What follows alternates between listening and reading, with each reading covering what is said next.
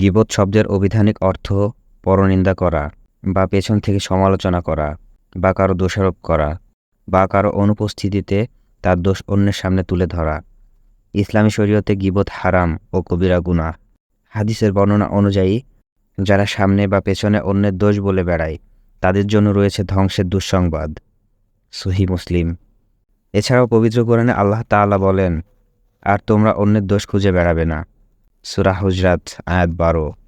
দুর্ভোগ তাদের জন্য যারা সামনে ও পেছনে লোকের নিন্দা করে।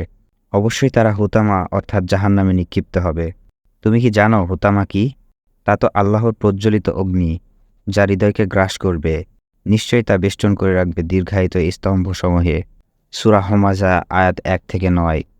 আবু হুরায়রা রাদিয়াল্লাহু আনহু হতে বর্ণিত, রাসূল সাল্লাল্লাহু আলাইহি ওয়াসাল্লাম বলেছেন, তোমরা কি জানো গীবত কাকে বলে? সাহাবীরা বললেন, আল্লাহ ও তার রাসূলই ভালো জানেন। তিনি বললেন, তোমার কোনো ভাই সম্পর্কে এমন কথা বলা যা সে অপছন্দ করে, তাই গীবত। সাহাবায়ে কেরাম জিজ্ঞেস করলেন, হে রাসূলুল্লাহ, আমি যে দোষের কথা বলি সেটা যদি আমার ভাইয়ের মধ্যে থাকে তাহলেও কি গীবত হবে? উত্তরে রাসূল সাল্লাল্লাহু আলাইহি ওয়াসাল্লাম বলেন, তুমি যে দোষের কথা বলো তা যদি তোমার ভাইয়ের মধ্যে থাকে তবে তুমি অবশ্যই গীবত করলে।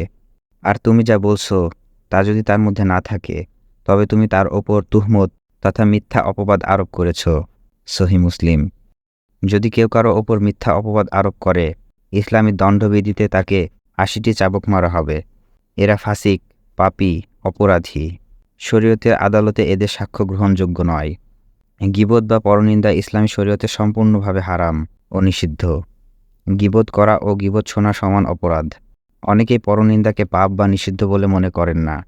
মদ্যপান, চুরি, ডাকাতি, ব্যভিচার ইত্যাদি থেকেও মারাত্মক ও নিকৃষ্টতম পাপ ও কবিরা গুনাহ হল গীবত। অন্যান্য পাপ তওবা দ্বারা মাপ হয়, আর গীবতকারী পাপ শুধু তওবা দ্বারা মাপ হয় না। যার গীবত করা হয়েছে সে ব্যক্তি যদি মাপ করে তবে আল্লাহ তাআলার কাছে মাপ পাওয়া যেতে পারে। একটি কবিরা গুনাহ যা মানুষকে জাহান্নামে নেওয়ার জন্য যথেষ্ট। যখন কেউ আপনার সঙ্গে বসে অন্যের গীবত করে তখন তাকে থামতে বলুন, আল্লাহর হুকুমের কথা স্মরণ করিয়ে দিয়ে সাবধান করুন।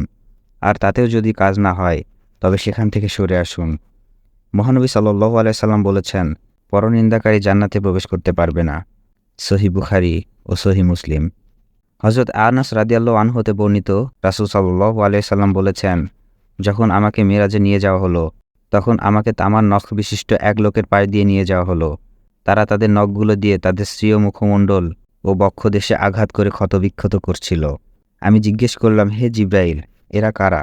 জিবরাইল আলাইহিস সালাম বললেন, এরা দুনিয়াতে মানুষের গোশত ভক্ষণ করত এবং তাদের মান-সম্মান নষ্ট করত, অর্থাৎ তারা মানুষের গীবত ও চুগলখড়ি করত।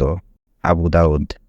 হযরত আয়েশা রাদিয়াল্লাহু আনহা হতে বর্ণিত, রাসূল সাল্লাল্লাহু আলাইহি সাল্লাম বলেছেন, দুনিয়াতে যে ব্যক্তি তার ভাইয়ের গোশত ভক্ষণ করবে অর্থাৎ গীবত করবে, কিয়ামতের দিন গীবতকারীকে পচা মাংস ভক্ষণ করতে বাধ্য করা হবে। অতঃপর সে অনিচ্ছা থাকা সত্ত্বেও চিৎকার করতে করতে তা ভক্ষণ করবে। সহিহ বুখারী।